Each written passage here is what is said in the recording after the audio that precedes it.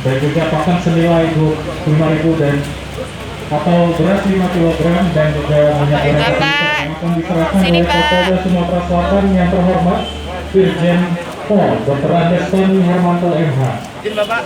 Dan juga didampingi oleh GM KLMS 2JB yang terhormat Bapak Bambang Wiyanto. Tenang secara simbolis ini juga didampingi oleh Pak GM. Boleh nggak kita duduk sebentar Pak Kapolda?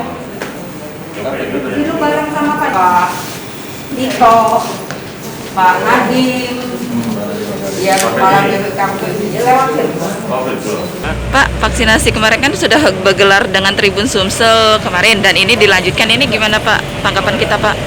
Ya, kita hari ini alhamdulillah bisa melaksanakan vaksinasi dengan judul Keroyok Vaksin bersama dengan Polda Sumsel dan juga harian Tribun Sumsel bersama PLN.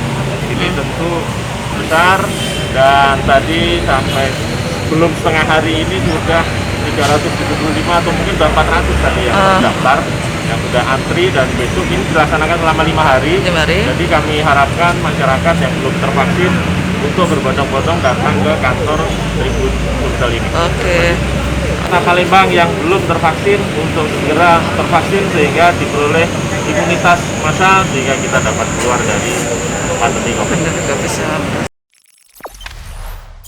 Jangan lupa subscribe, share, komen, dan like ya.